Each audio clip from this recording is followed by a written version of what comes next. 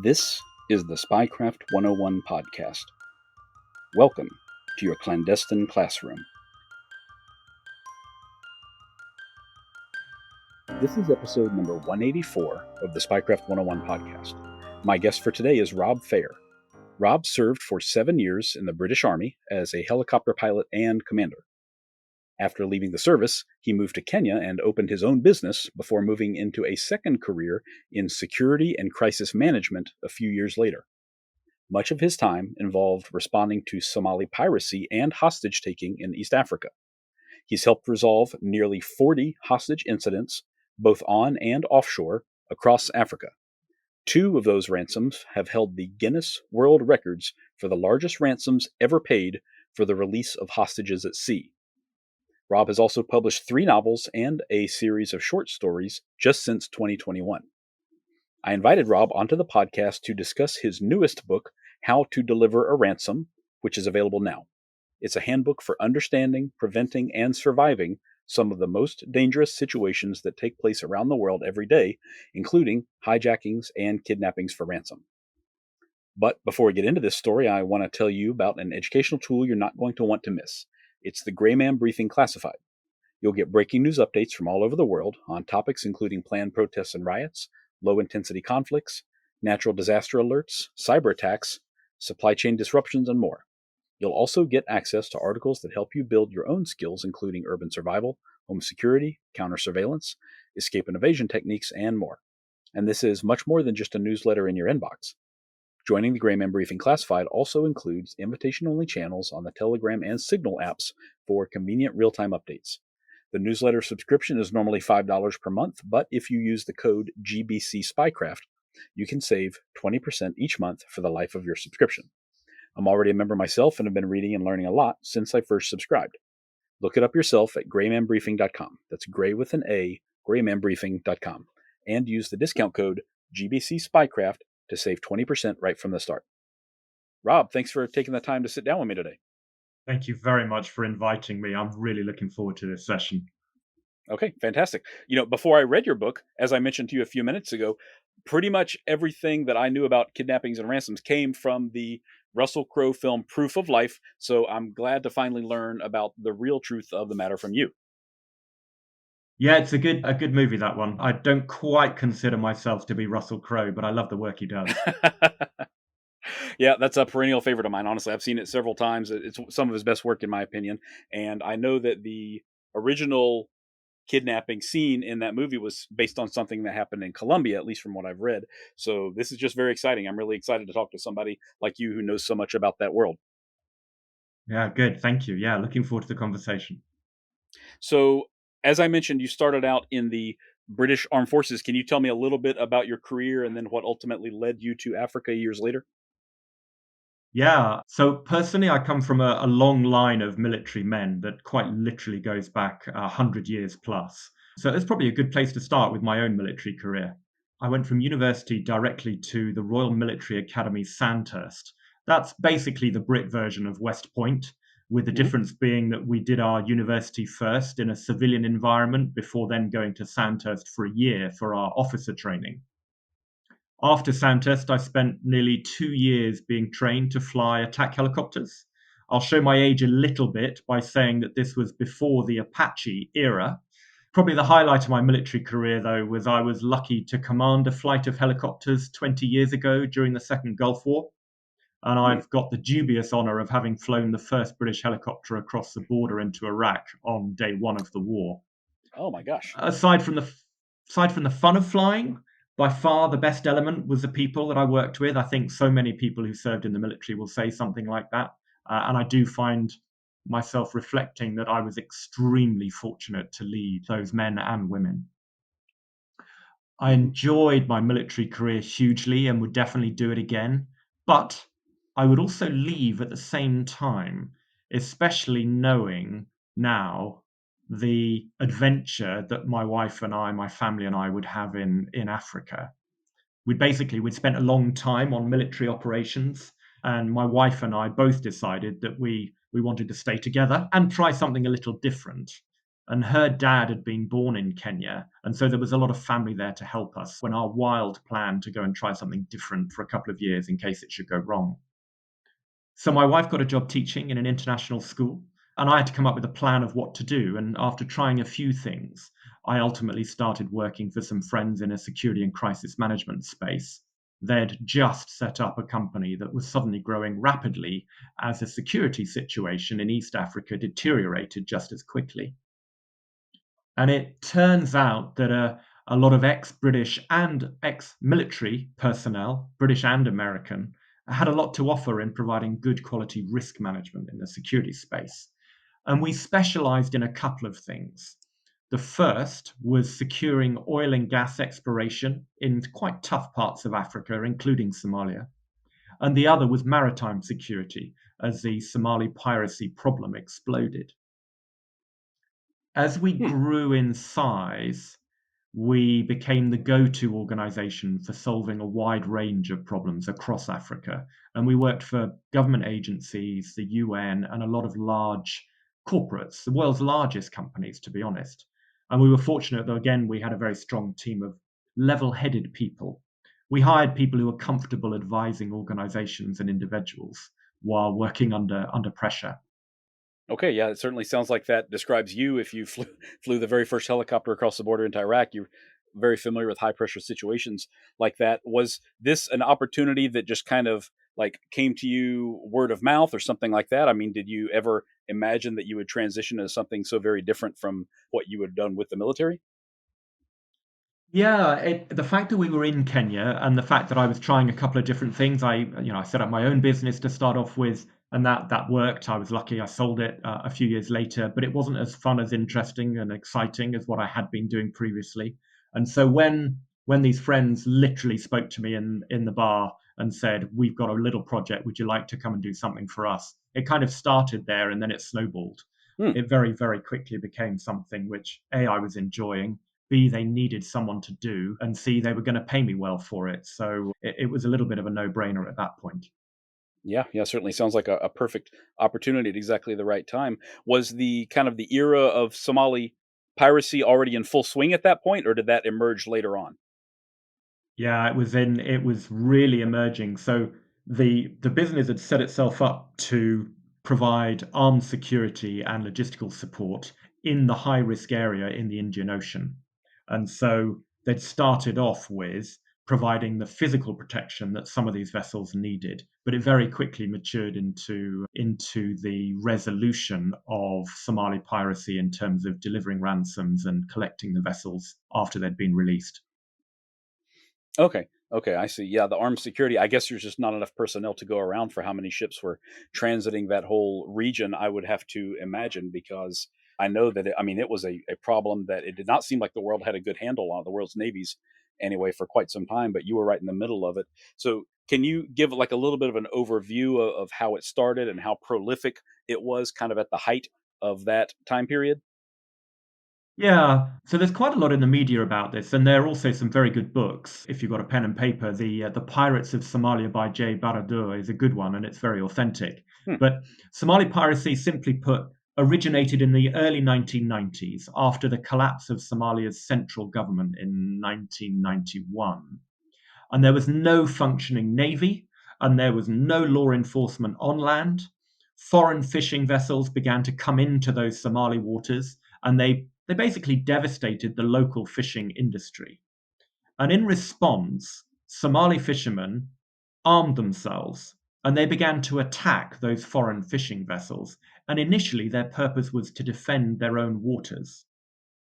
However, by the early 2000s, all of those fishing vessels had gone.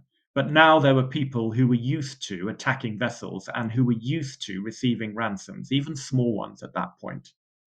And at that point, piracy evolved into a lucrative criminal enterprise where armed groups hijacked commercial ships that were nowhere near Somali waters, and they started demanding multi-million dollar ransoms. And that made piracy an attractive alternative in an economically otherwise devastated country. I think it's quite important to clarify that because it's a real, there's lots of different opinions on it, but But what started off as a response to illegal fishing ultimately became an ugly cancer in that part of the world.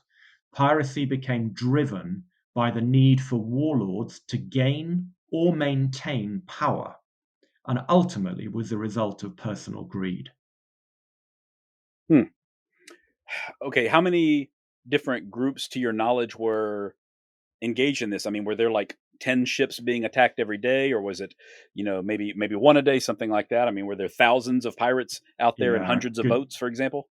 Good question. So simply put, over that period between sort of 2007 through to 2012, you are literally talking thousands of ships were attacked, and Oh, wow. hundreds of vessels were actually pirated and taken back to be parked offshore along the coastline in Somalia. My gosh. My gosh. Okay, so hundreds that were boarded and their crews were taken hostage, or maybe were Yep. they killed very often? I have to assume they were pretty valuable alive as well. So yeah, that's an interesting question. So the Indian Ocean piracy model didn't frequently kill the hostages or kill any of the people on board in the early phases of, should we say, subduing the vessel. It wasn't the way that the Somali pirates worked. Sure, they would be violent. Sure, they would beat up anyone who resisted. But very quickly, the mariners identified, they learned that if they didn't resist, then they would end up becoming a hostage, and eventually, the Somali piracy business model, where they'd get paid a ransom, meant that those hostages would eventually get released if there was a business entity that was willing to pay that ransom. The west coast, off Nigeria coast, that's a little bit different. There, because there were effective navy patrolling, the criminals would board the vessel quickly, beat someone up, or kill them in order to make the crime happen faster, and then they would steal something from the ship or take a number of hostages from the ship and get away before any military response could intervene. So, two very different models. Hmm. Okay, I see. And clearly, your team. I mean, there was a void that needed to be filled by a civilian company, a startup. It sounds like almost. So, were the navies of these ships? I mean, they were not effectively protected. Was there just really nobody in that part of the Indian Ocean to actually protect the shipping lanes at that time? So, I think this is a classic case where governments move slowly and businesses can move quickly. Hmm. So, the international efforts to combat maritime piracy took years to become effective and required coordination between multiple governments and navies. And the Indian Ocean is huge. There were only so many naval vessels made available to protect it. And even when those warships patrolled the region, pirates adapted their tactics, using motherships to strike even further ashore. However, businesses could move much more quickly, and they came up with something called the best management practices. So this is where the vessel owners and the vessel masters would ultimately reinforce their ships. They'd protect them. They'd surround low decks with barbed wire and even electric fences. Some put water cannons. Some use special, I'd say, sound weapons. They're defensive weapons, but if you turn the microphone or the speaker up loud enough, people don't want to come anywhere near those particular pieces of Hmm. equipment. And then they started building citadels inside the superstructure of the ship, with the aim being that if you could get all of your crew inside of your citadel, then that would mean that a, a military intervention was more likely to happen and succeed. Because if all the crew was safe, then the military could intervene. They could land on the ship while it was Mm. still on its way back to Somalia and hopefully successfully remove the pirates without harming any of the potential hostages. Okay. Okay. I see. So, can you tell me a little bit about your own role? Then you were actually delivering the ransom to these ships that were occupied by the pirates. Like you personally would, I don't know, land on a helicopter or drop the ransom nearby in the water, something like that. Yeah, yeah. So it was quite maybe it's the wrong word to use. It was quite a fun and exciting type of project to be involved in.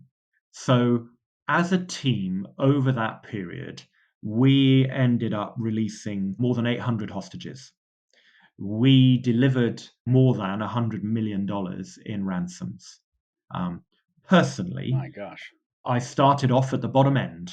I started off as one of the team members, and one of my first jobs was actually being put on board a recovery ship that was going to go and rescue one of the hijacked vessels after it had been released by Somali pirates. And so there's a good story to tell there where we'd come all the way up the coast. I won't say where we'd departed from, but we'd come all the way up the coast, and we were basically sitting off this vessel. Some of my colleagues had just delivered a ransom by parachute drop into the water next to the hijacked vessel, and we were then sitting there waiting for the pirates to leave. And the deal was that they were meant to leave reasonably promptly after they had counted the cash, verified the amount, and paid some of it off to all of the guards that were on board. But these guys were taking a little bit longer than normal. And so, whilst we were standing off at well over 1,000 meters to start off with, because they weren't leaving, we started to move in slightly. We started to move closer and closer with the absolute intent to apply a little bit of pressure. And we ended up about, I don't know, 800, 1,000 meters off the vessel that we were trying to recover before the pirates eventually started to leave. You know, and at that range, you can see each other very well, especially through binoculars, and we could see them finally getting off, which ultimately allowed us to get closer and eventually come alongside the vessel, which we were now there to recover. I think it's worth adding. My teammates will laugh. My former teammates will laugh. But I really did not enjoy doing those vessel collections, not because of the excitement at sea and all the rest of it, but actually because I used to get really seasick. We would get on board these tiny seagoing tugs or supply ships and then sail for about a week up the coast. And those things would roll and pitch relentlessly. And as a real landlubber, even though I was used very much to flying, I was always seasick on those vessels. The first couple of days, I basically had to be carried until I got my sea legs. I Oh my never gosh. enjoyed those. Yeah, very understandable, certainly. And I mean, I'm still kind of blown away that you delivered $100 million in ransom money, as you said. I realize it was spread out over a lot of different drops, Yeah, but was it in every case? Was it always like U.S. dollars in cash that they wanted, or did they ever ask for something else? it's a good question. So I think it's I think it's worth talking about the money. It's worth talking about the way that ransoms are paid. So I think it's really weird.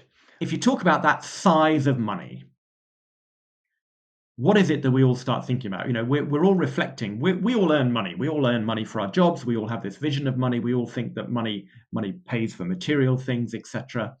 But when you get above a certain amount, money is really it's just a commodity. It's pieces of paper, and it sounds really odd, but when you get to be managing and carrying large amounts of money like that, you start to lose a little bit of the emotional response that goes with that, carrying that money. You start to treat it more like it's just a bag. It's a heavy bag, but it's just a bag. And so when you start to carry that amount of money, you start to move that much money around, you do become emotionally distracted from it because you're focusing on the project. You're focusing on ensuring that you're able to do the task you've been asked to do. You're very much focusing on your operational security. You're not so worried about what's in the bag, as it were. I think Hmm. the carriage of that amount of money, and we used to carry sums from a few $100,000 up to, well, the largest one was well over $10 million. And yes, I was in that one. I did do that one. It needed a large team. If you think $1 million roughly in $100 bills weighs, let's say, 11 kilograms. That was our planning figure. By the time it's all wrapped up in cling film and it's got the paper wraps and stuff around it, we planned on 11 kilos. It's a little bit over, but 11 kilos. So when you start going to $10 million, let's say $15 million, you're talking 150, 160 kilograms of cash. Hmm. Now, you can't Wow. carry that on your own. In terms of volume, if you imagine your movie moment, your silver aluminium Samsonite suitcases, you can basically get $2 million into one of those. And it doesn't fill it completely, but all of a sudden you're up to 20 kilograms. So you're at the size of the kind of bag that you check in when you go on holiday, albeit the Hmm. money is very much condensed. If you take, instead of $100 bills, and you do $1 bills, which are almost the same size, you're now talking 10 times more in terms of weight. So $1 million of $1 bills is roughly 110 kilos. $15 million, you're talking about 1.6 tons of cash. My gosh. And you physically can't deliver a ransom that big. You need trucks, and you wouldn't want to deliver a ransom that big. And to be honest, I don't think I'd want. Well, actually, I would like to receive that much money, but not for criminal purposes. But you wouldn't want to receive it in $1 bills. But it's also quite interesting because it frequently sort of prompts a question: is it always done in US dollars? And there's a couple of things there. So in US dollars, your largest bill is a $100 bill, the one that you can get from a bank. It's a $100 bill. In many developing countries, your largest note by value is probably more like a $10 bill. And so again, you start to work into the problem where you've got very large volumes of cash. Now, there is something which helps you here. So if I was to give you an example, in, let's say, Nigeria, where kidnapping occurs, believe it or not, to 1% of the population almost every 2 years. Do that math. 1 in 100 people every 2 years is kidnapped. My That's a goodness. staggering number of people. Now, the going rate for a ransom in that part of the world is about $3,000 or $4,000. Now, that would get paid in local currency, in naira. You wouldn't need to pay it in US dollars there because everyone has got plenty of naira. In South America, the going rate is about $8,000 for a normal person. We're not talking about a VIP or an A-lister or a megastar, whatever. It's about $8,000. And again, you don't need to go to US dollars for that.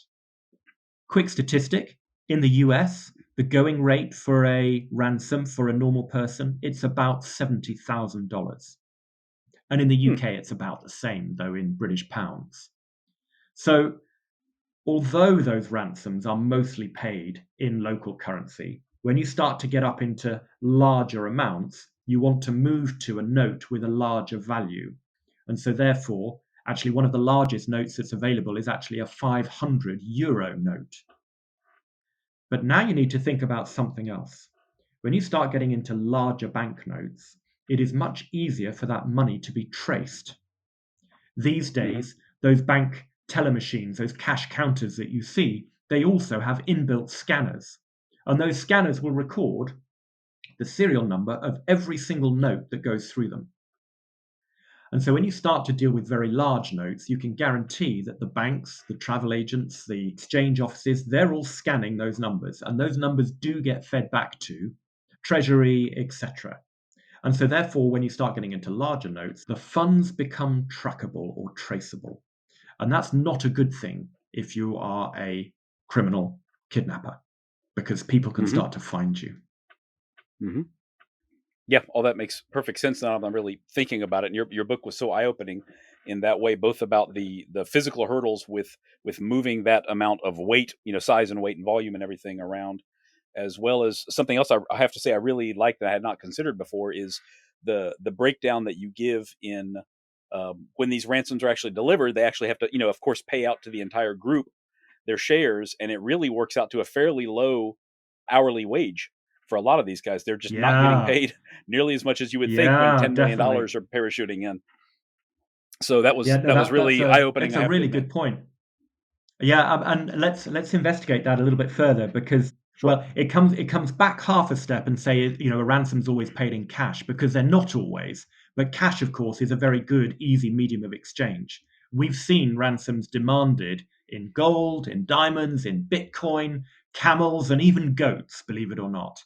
Now, different mediums of exchange have got different value for different people, and they come with their own complexities. And so, if you were to take right now, if you were to take $1 million worth of gold, you could make a cube 9 centimeters on all edges, about the size of the fluffy dice that you might hang from your windscreen. It's about that big. Of course, it weighs a lot more.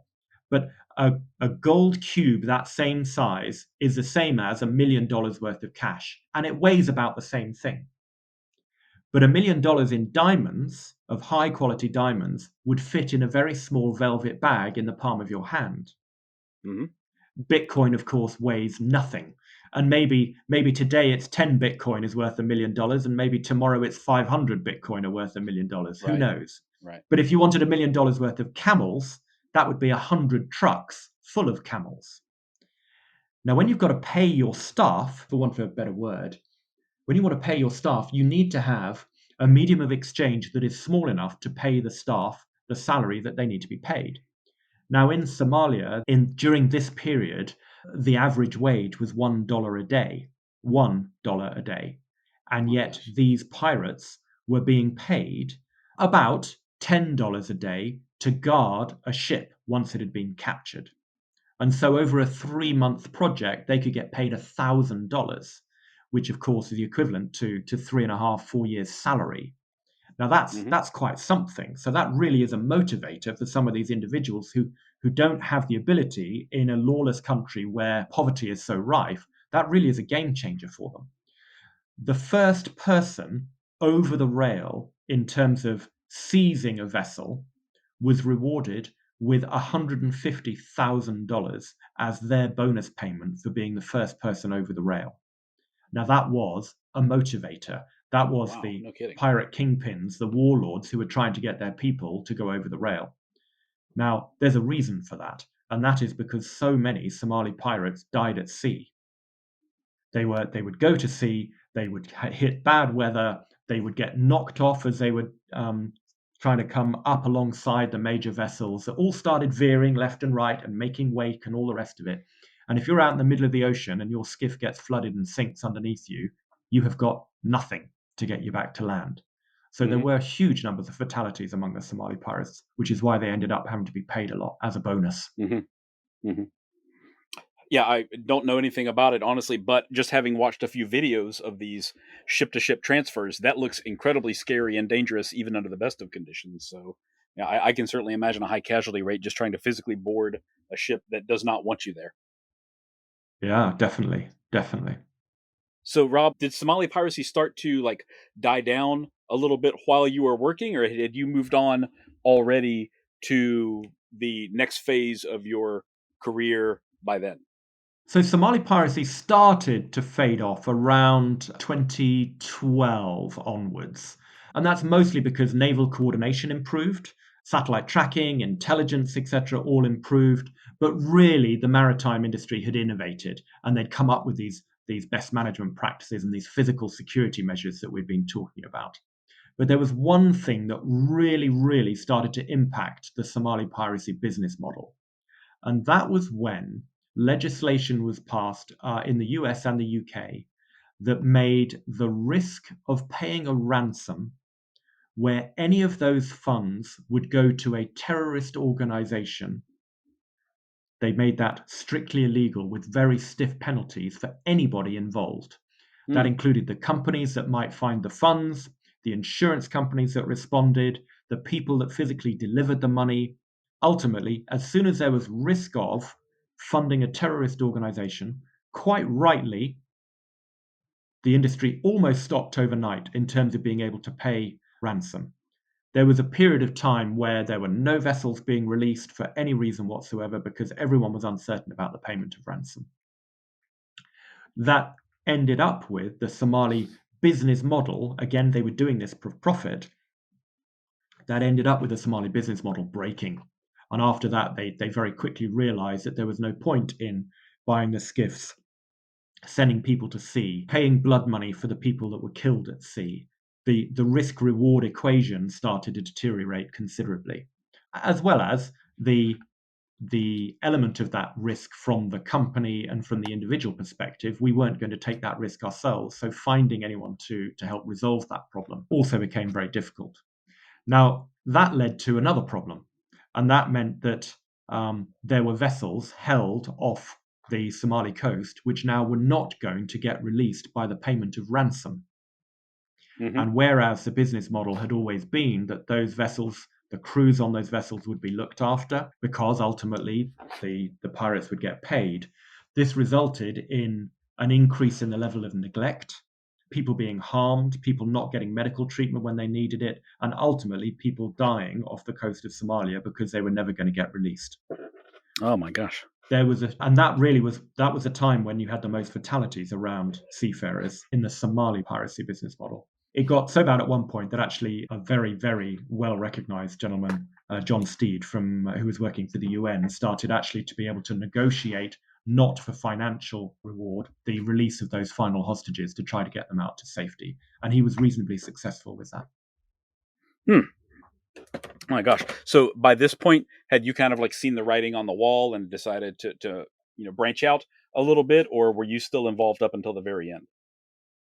So I was quite fortunate. The business that I was working for got bought out by a major security conglomerate, and at that point I was paid out, and I then started and working for a big multinational corporation, working for them as a security and crisis manager instead. So the business that was doing this is still there today. It's still very, very strong in the maritime industry and still has some great people working for it. But I left it in 2014. Hmm. Okay. So did you transition directly to the kidnappings for ransom, or was there anything else that you were working on in between? For them, that really was our core area, combined with the oil and gas security. So again, exploration onshore and offshore across sub-Saharan Africa. Actually, you can imagine, if we're talking about the piracy environment, if you're sitting there with a couple of $100 million worth of drill ship with a couple of hundred expats on board, that's a very attractive target for anyone who's interested in trying to hijack it. And so there was a period of time where we moved into initially maritime security for oil and gas industry, but then onshore as well, as they were working in places like Ethiopia, Somaliland, Puntland, Kenya, Uganda, all over the place. Okay, okay, I see. So you everywhere that you just mentioned was in Africa. Did you ultimately branch out worldwide, or did you primarily focus on that area that you already knew so well? So the business that I worked for is now worldwide, I understand. Again, they've been successfully expanding, but yes, I left it a long time ago now. Okay, okay. So it was mostly there, like Uganda and Somalia and Kenya and that general area that you At worked that on the time, oil and yeah. gas security. Okay, I've got you. Can Yeah. you tell me roughly how many like kidnappings that you covered that you were involved with over the years? For me, just under 40. Just under. My gosh, that's a lot. So what was like a Yeah. typical scenario, like a run of the mill? I don't know if I should say run of the mill, but what was a commonplace scenario for the type of kidnappings that you ended up getting involved in? So let's bring it back into onshore. And we can talk about how the kidnapping model works, if you like. We can sort of go from, how do you get identified as a potential victim in the first place? What is it that makes you stand Hmm. out like a target? How do the criminals actually target you in the first place? I quite like reflecting and thinking as a criminal in order to try and identify what the potential weaknesses are. Because if you can think that way, then ultimately you can turn that round and you can work out where your defenses need to be. So let's talk Sure. about the perspective of a typical onshore kidnap for ransom problem with with the mindset of being a criminal.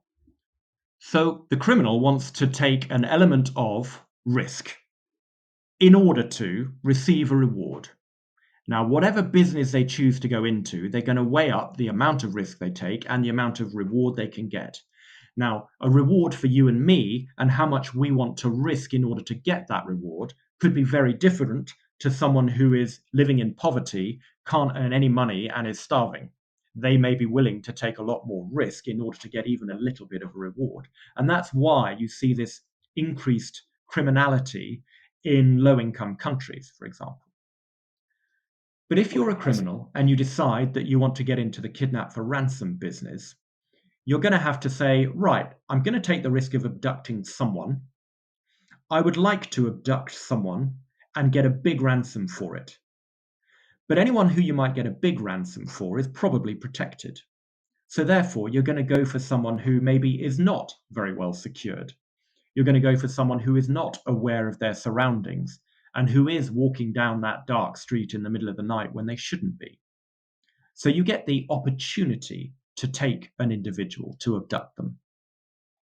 Now there are two kinds of abduction. There's the planned abduction where you know exactly who the target is that you're going to take, and then there's the ad hoc abduction, the one that happens on the spur of the moment. If you think someone standing on the corner of the street, their heads down in their phone, a white van pulls up and bang, they're grabbed, they're in, and they're gone. They didn't know that there was going to be that specific person on this corner of the street, but they were probably cruising the neighborhood and they found someone to abduct. That's one type. But on the targeted abduction, where they're trying to go for someone who might be worth a little bit more, they probably spend days or weeks putting somebody under surveillance. They're looking to see, A, what's the protective measures around that individual? How aware are they? Do they change their routine? Do they wear an Armani suit and a Tag Heuer watch or whatever it might be? So they're going to target someone. They're going to identify someone. Now, they may try and target lots of different people. They may start to surveillance on one person and then realize that that one's too hard. All of the security around their house, they've got a driver, they've got a bodyguard, who knows? So they might move on to someone else. And eventually they'll find someone who they think they'll be able to abduct because of a vulnerability that they've got, whether it's poor security measures, poor awareness, etc. So now you've got your target, and they'll work out how they're going to get that target in a way that is still safe to them so that they can get away with that target. Once they've got their target, they're going to go to somewhere safe, where they feel safe, where they can keep that target, probably where there's nowhere where they can make noise, where they're not going to raise suspicion, but where they can also escape from if something awful happens for the criminal perspective. They also need to be able to move around to go and make their telephone calls. It doesn't take a huge amount of intelligence to understand how phones are tracked these days. So no criminal is going to last very long if they're not taking due care and attention, should we say, of their digital or communications footprint. So they're going to go and start negotiating. But before they start negotiating, they need to work out how much ransom they're going to ask for. Now, if you have been abducted carrying your mobile phone, that is the worst possible situation, because either through force or coercion, they're going to make you unlock your mobile phone. And if, like 99% of the population, you've got your banking apps, your share trading, your email, your insurance, your social media, you've got everything about you on your mobile phone. So those criminals are going to get into all of those apps. They're going to break your two-factor authentication because you're there with your phone. And they're going to find out how much you're worth right now in your bank account and your share trading account. And they're going to take that before they even start negotiating. They're going to move it to another bank account before anyone even knows you've been kidnapped. Then they're going to start looking at your social media. Did you go on an amazing holiday this year? What does your car look like? Are you driving a Mercedes or are you driving something else of lower value? Then they're going to start looking, what are the photos of your house? Did you buy some expensive jewelry for your partner? All these things build them a picture of who you are and how wealthy you are. And that means that when they call your parent or your sibling and they make an initial demand, their initial demand is going to be much, much higher than it might otherwise be. Now, we then get into a negotiation process. And this is one of the areas that I don't talk about very much, because negotiation is one of the few remaining tools that friendly forces, blue forces, have when they're dealing with criminals. And if we talk too much about the negotiation side, we give away too much that will give better commercial leverage, shall we say, to the criminals. And we don't want to do that. So I won't talk about how the negotiation works. But at a certain point, you get to a place where an agreement has been made, a business transaction is agreed. Someone will hand over, let's just say, a bag of cash, and they expect the release of the hostage unharmed at about the same time. It's never the movie moment where someone hands over a bag and the hostage comes out from around the corner. That it never happens. It doesn't happen. That's very, very unprofessional from the criminal perspective. What happens is they'll get given the money, then they'll go away, they'll count it. They won't be going back to where the hostage is because they don't know if there's a tracker in the bag or if they're being followed by security forces. They'll go somewhere else, they'll count it, and then they'll make a phone call and say, release the hostage. And at that point, the hostage might be driven somewhere, might be dropped off in the bush or let go out of the warehouse, wherever they are, whatever it is. Now, of course, you've probably now got your hostage somewhere where they haven't got a phone, where they probably won't have any money unless they asked for some, and that's possible. People do ask for money, and sometimes in a negotiation, you'll say, please make sure you give the hostage taxi money when you let them go, genuinely. Hmm. But ultimately they get released, and now you've got to scoop them up, you've got to find them, you've got to take them somewhere safe so that they can be with their family, so that you can start the mental health and the physical health checks that are needed, and then ultimately get them on a plane or in a car to get them home, however that works. So it kind of gives you an idea of the overall process of how the kidnap for ransom, I'll say, resolution works. Hmm. Yeah, it's really horrifying to think about being caught up, or a family member being caught up in a situation like that. And one of the things that, again, with your book was really eye opening to me was just what you said about smartphone and being forced to open it under duress, because I hadn't considered the possibility that, on day one of the kidnapping, maybe even hour one of the kidnapping, you've already lost everything except for your life Yeah, and your health at that yeah, point. But yeah, bank yeah, accounts cleaned out and 401k transferred out, and God knows what else, and they're just getting started right then with you. So yeah, what a traumatic ordeal exactly. that must be. And you can imagine, your, let's say it's your spouse that's left at home. All of a sudden, there's no money left in the account. The Hmm. banks stop everything because it's suspicious. They lock everything down. How now are you going to go shopping? Do you pay the mortgage? All those kind of things. It's really tough. Yeah, yeah, what a terrifying ordeal. And as you said, you've personally dealt with dozens of these, so they happen all the time. Somebody's undergoing that today, right now, probably while we're recording this interview. Yep. Somebody's going through this process somewhere in the world, unfortunately. So Yeah. how quickly then would you say that you typically got involved? Were you aware of it within 2 days or a week, or something like that, once a person had been taken? So I never did the negotiation or the coordination in those Mm, initial phases. That's a very, very specialized role. Tends to be ex FBI negotiators, ex British Met Police negotiators. It's very, very highly trained, very specific way of doing it. hmm.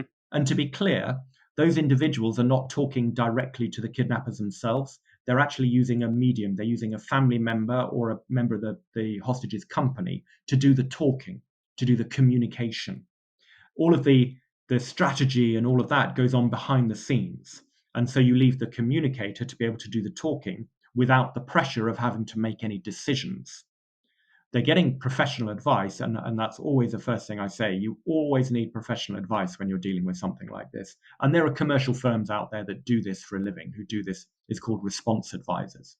But you Hmm. need those individuals to help take you through the case from start to finish. One, because you don't want to make a mistake. And two, actually, even though those services are expensive, they actually save you a fortune by negotiating well and getting the ransom down to a reasonable level. If I was to give you an example of exactly that, so let's say a ship with 20 crew on board, packed full of crude oil, was seized. The initial demand was around $200 million. $200 million. My The gosh. final settlement was just above $10 million. So less than 5% of the initial demand. Now, personally, I'm not that good a negotiator. If I go to a market and I'm trying to haggle someone down from a very high price to a low price, I'm going to pay way over the odds. Of course I am, because Hmm. I don't know any better. And so it's worth hiring the professional advisor in order to help you get to a place where what you end up actually paying in ransom is considerably lower. Okay, okay, I've got it. So then, if you were not involved in these initial phases, I take it, because, of course, the book is called How to Deliver a Ransom. Were you ultimately involved for just a day or two in this process? Or was it longer for Yes, that, like exactly. preparation for delivery and everything? Exactly. So it depends. It depended on the type of case. For those large ransoms, you couldn't pick up that large amount of money in the part of the world where we used to do it. So you would travel. You would travel to Europe, you'd travel to the Far East, or even to the Middle East in order to collect a large amount of US dollars from a reputable bank. Because, of course, you don't want to fall foul of, it sounds funny, but money laundering laws or international Hmm. movement of funds without declaring it properly. So you would always get the money from a reputable source. And then there was a whole legal process to make sure that you weren't breaking the law when you were moving this money. And so we'd collect the money from those locations. Now, it sounds funny, but from the time when you have an agreement to the time when you've got the delivery to be made, you're making this business transaction. You're making this deal with the hostage takers. And so you need to make sure that you hit the timelines, because otherwise you break trust. And trust is a Hmm. huge thing in this type of environment. If I'm going to go and walk up to someone and hand a bag of money over, then I want to have trust in that individual as best I can, in order to ensure that they're not going to double cross me, they're not going to hurt me. I'm not going there armed. I have to be vulnerable, just as they are vulnerable. They are coming out of whichever hole that they live in, and they've come out and they're wanting to get the money. And I just want to deliver the money, and I want to fulfill the business agreement. They will then depart, count it, and then, as part of the business agreement, release them. Now, if I am all the way through that negotiation process, the family have developed trust with the hostage takers.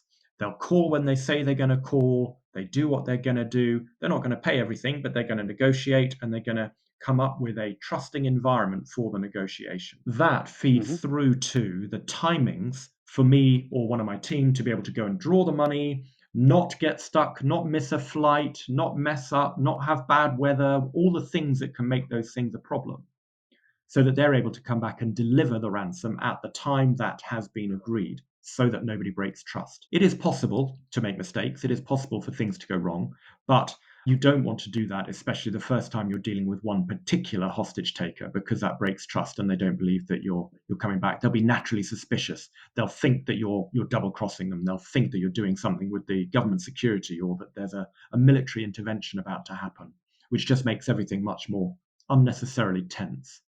So, in Hmm. terms of the delivery piece, you go, you collect it, you come back with it, and then you don't want to hang around with it for too long. You don't want to become a target in your own right for a completely different set of criminals to do something stupid.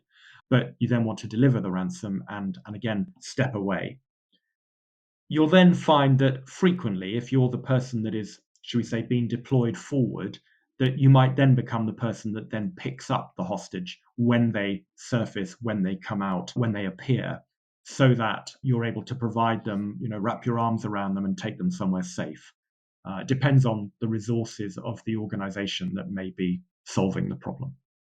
Okay, I see. This sounds like it can be a pretty well-oiled machine on the part of the kidnappers at times, and I guess that you certainly got used to dealing with it and these transactions dozens of times. But was it incredibly tense every single time that you actually had to meet somebody, bring that Samsonite full of cash with you? I mean, or was it fairly calm by the time you'd worked out the details? Naturally, no one likes taking risk like that, and I only did it a couple of times. I wasn't doing those face to faces hugely, Oh, okay, okay. because I did not like the risk. I did the delivery to maritime vessels a large number of times, but that was Hmm. much more clinical. That was much more delivery by parachute, etc. Much Hmm. safer in so many ways. But face to face handing cash over, no, that's not a fun place to be. It's not something that anyone would like to do. It's also worth just reflecting on something you just said as well. During a negotiation, the team that are negotiating are presenting a realistic picture of the value of the person in order to get to a ransom that is of a reasonable value. If I, as the person who delivers the ransom, again breaks trust and turns up driving, I don't know, a brand new Tesla, wearing my Armani suit and a Tag Heuer watch. And yet, all the way through the negotiation, we've been saying there's only a certain amount of money available for the delivery of the ransom.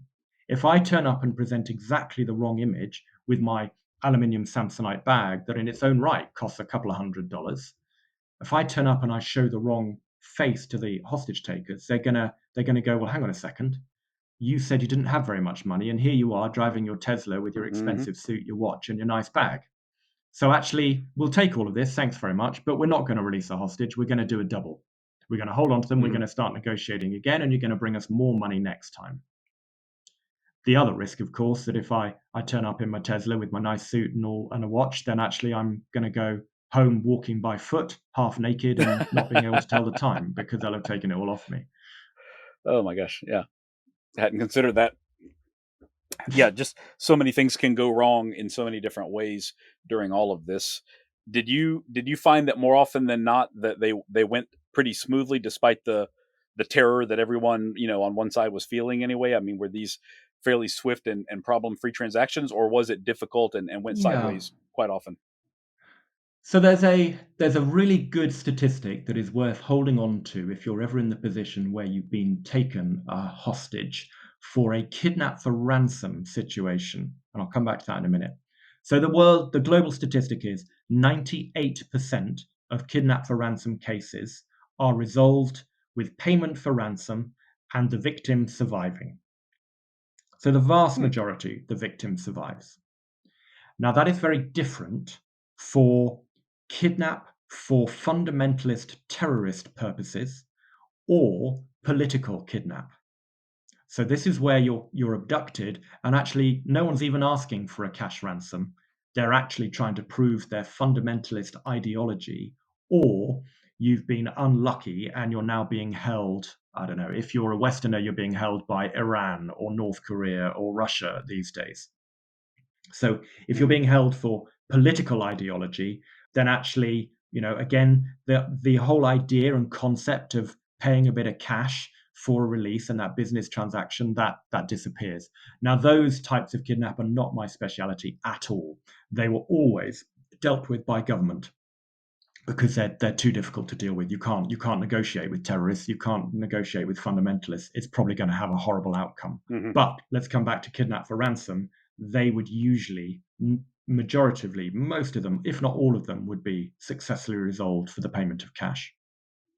Okay, yeah, that makes sense. They on the other side, they're not willing to die for what they believe in, as they might be in the case of the ideology, and what they Yeah, want is the indeed. money. And I guess they, I would have to almost imagine. I'm not sure if you put this in the book, but they have probably got like a reputation of their own to maintain as well, like a group that will actually release the hostage on time, as they Yeah, describe for the quite amount right. requested. So there were only a handful of the major maritime piracy, the Somali pirate gangs or warlords. There were only a small handful of them. And at one point, one of them had 20 vessels parked offshore its town, its village. 20 vessels.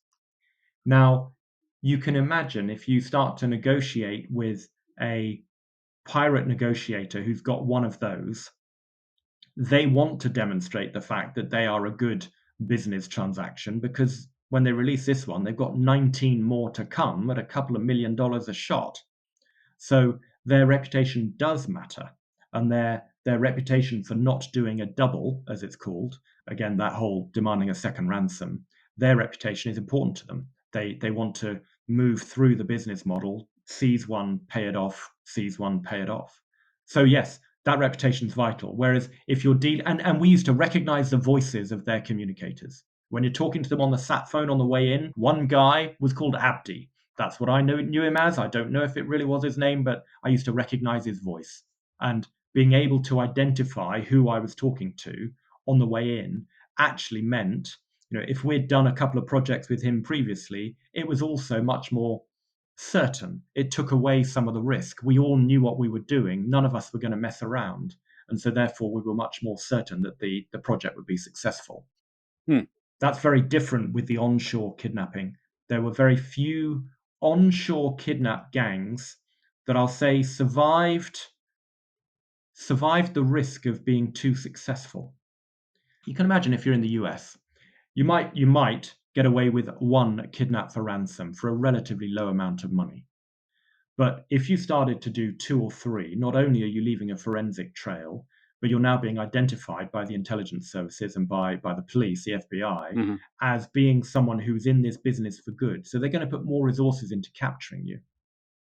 Goes the same way if you decide to do, one crime and you're done by kidnapping a massively wealthy individual, if you get paid 10, 20, 30 million dollars, you can guarantee that the function of the state is out there and it's going to try and find you. And the FBI are incredibly successful at doing that. So again, that element of long-term reputation or trust tends to not work out for onshore kidnapping because they don't hang Okay. around for very long in developed countries. Yeah, but understandable how what a target that would put on them if they tried to repeat the same thing more often than not. So, Rob, did you ever have Yeah. any dealings with victims or with situations really where the person had been held for a very long time, like for years at a time? Not me. The longest I was involved with, again, mostly were 6 months and under. So I don't have a huge amount of experience of the long-term impacts, the psychological damage that is done, to individuals who've been held for so long. There is another good book actually on this one. Paul and Rachel Chandler wrote a book called Kidnap. They were captured by, again, Somali pirates, and they were held separately for just over a year actually in Somalia. They were also victims of a double. For whatever reason, a first ransom of, it was about $500,000 off the top of my head. A first ransom was paid and they weren't released. And so the negotiations started again until another ransom was paid, and then they were released a second time round. Now that's awful, if you can imagine that. You can imagine crushing the effort that goes disappointment. into. Yeah, completely. But they were held for about a year. They've written a really good book about it. Okay, I'll Called have to look Kidnap. that up. That does sound interesting. Okay, by the Chandlers. Interesting. Yeah, Paul and Rachel Chandler. Okay, good. I'll have to look them up. So, to your knowledge, have there been very many cases where the hostage was actually able to escape on their own through physical means, or just the guards getting sloppy or anything like that? So it's again another good one. So there are always cases, there are always stories. The industry is quite small. There was one particular story where a guy in sub-Saharan Africa had been kidnapped and he was being held, and the young guard fell asleep that night. And when the hostage woke up, he found the guard was asleep, and he said he thought to himself, right, I'm going to try to escape. And as he was in the process of escaping, the guard woke up and the guard raised his weapon to shoot the hostage and was so inexperienced that instead of the safety catch, he actually pressed the magazine release button and the magazine dropped out the bottom of the weapon and was unable to recover before this person decided that they were going to charge at the guard, beat him up, and then run away. So that is the one exceptional case I'm aware of where someone has tried to escape and where they have survived in doing so. Because of course you don't usually find out if someone tried to escape and then was unsuccessful, because all that happens is the kidnappers never make another phone call. So that kind of comes back to the psychology of being a hostage. It is a very, very dangerous thing to try to escape. Once you're in that situation, unless again it's ideological or fundamentalist kidnap, if it's that situation, I would say go for it. You're probably already stuffed. So you're going to have to just do your best, go at it, go hard, and try to escape at the point where you feel that you can. But in a kidnap for ransom case, the advice is very different. Survive it, continue to play along, let the negotiation play out. You'll lose a bit of money, but you will get to go home in the end of it. So I don't recommend trying to escape in a normal kidnap for ransom case. Okay, understandable. That one individual, he's lucky that they put the worst possible person on guard duty that night, I guess. Completely. Yeah. Oh my goodness. So, what kind of advice do you have, just general advice for people who want to, of course, avoid being kidnapped at all while they're transiting some of these very dangerous areas of the world? So that the very first piece of advice is don't go in the first place. If it's one of those really, really dangerous places, ask yourself, do you need to be there? Now, that's only going to work so far. Let's bring it back to sort of in a medium risk environment. You might be on holiday, you might be outside your normal comfort zone, or you might even live in a country where it is a high risk. But let's consider it for if you like the normal person, the traveler going to a medium risk place, because of course levels of advice and levels of things that you're going to do will be very different depending upon your profile, where you're going, how long you're going there for, why you're going, and whether or not you're going, let's say, on business travel, in which case a company should support you. There's all sorts of things. But let's talk about things that you can do as an individual. So the first one, let's come back to that mobile phone. So if you're going to one of these places where you've got a higher exposure of kidnap, take a burner phone, not your nice shiny iPhone or Samsung. Yeah. Take a phone that does not have all the data and the banking apps on it. Yeah, because that's how you lose even more money should you get kidnapped. Another really important one is have good travel insurance, because weirdly, good travel insurance will pay for kidnap for ransom, and it will pay for the professional advice that you need if you do get kidnapped. Some travel insurance will even pay the ransom that gets demanded up to a certain amount.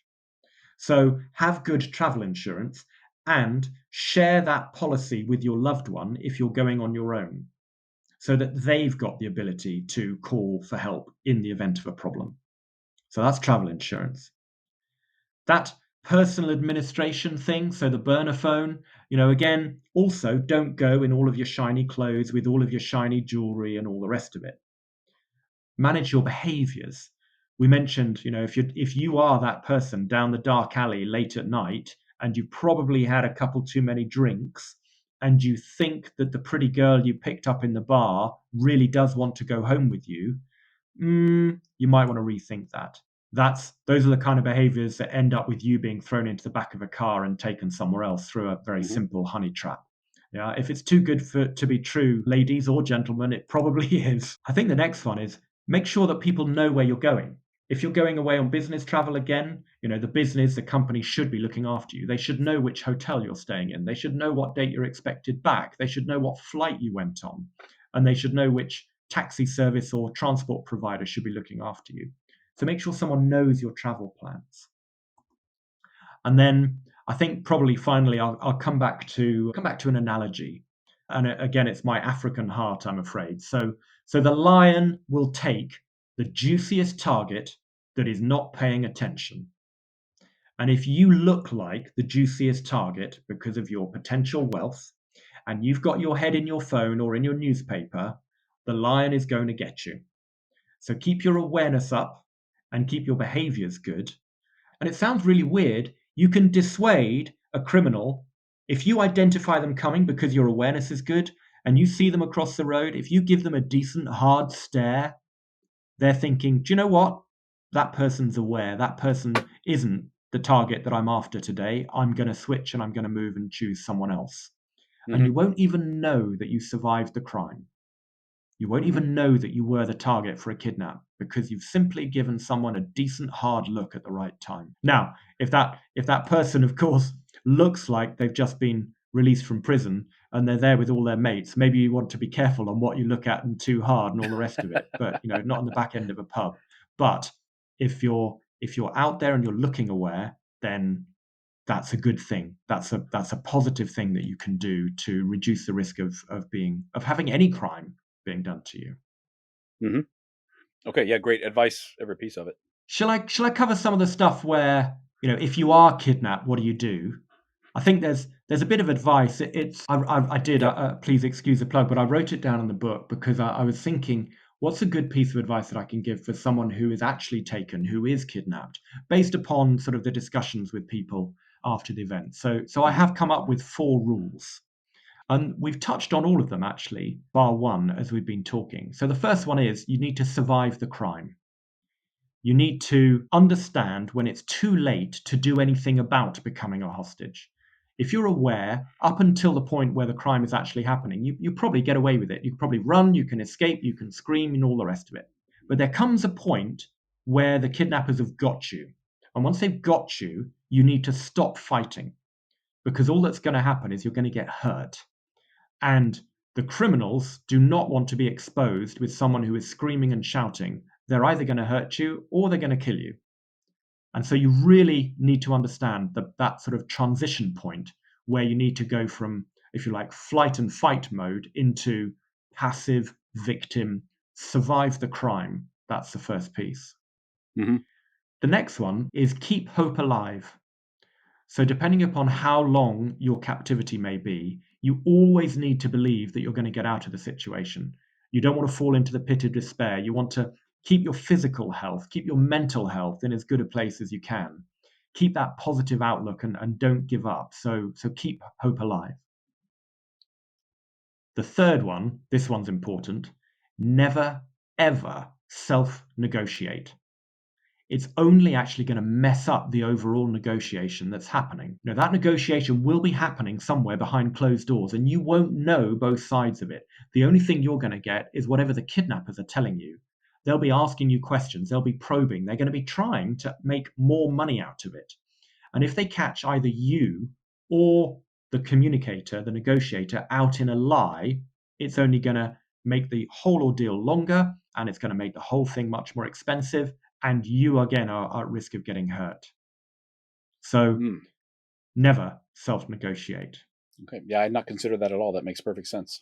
The final one is it's one of those ones where people often say it, but don't panic. Think. And this is valid all the way through.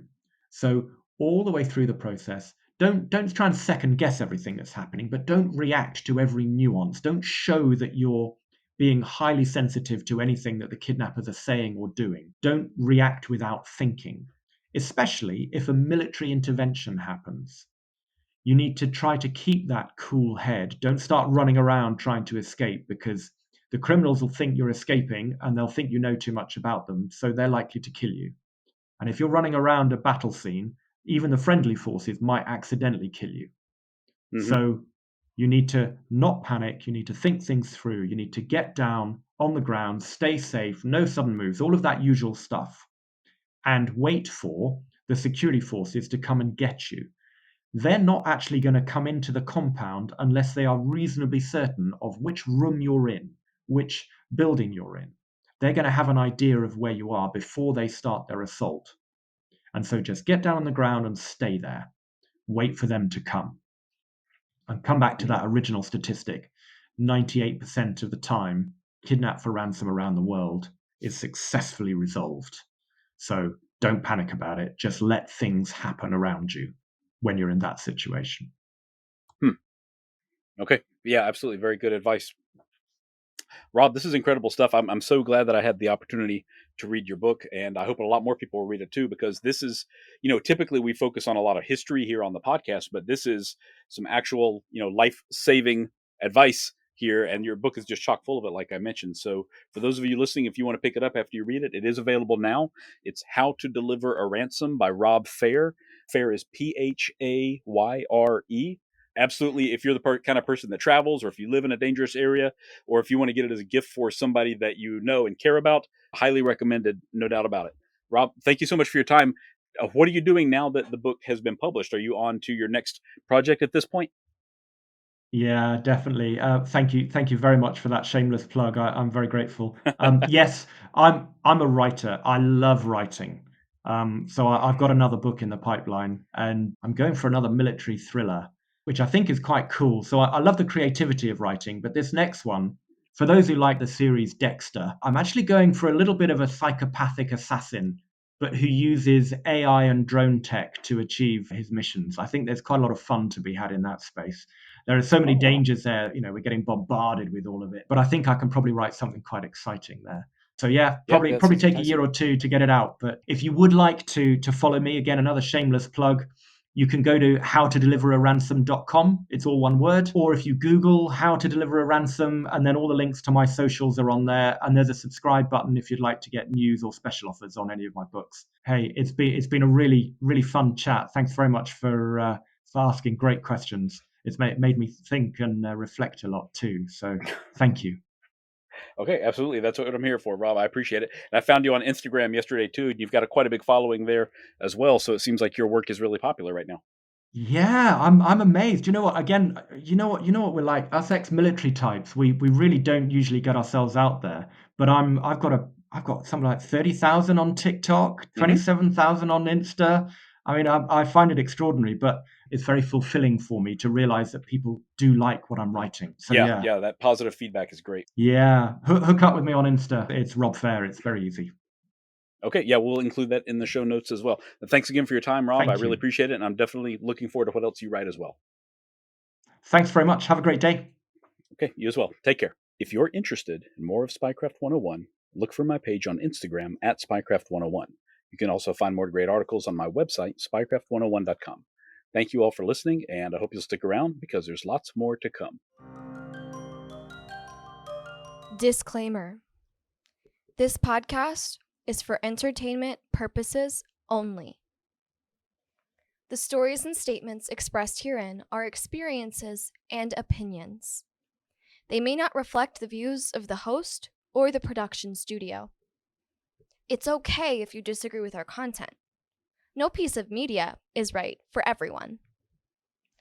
If you love Spycraft 101, please check us out online, on Instagram, on YouTube, and especially on Patreon. Thank you for listening.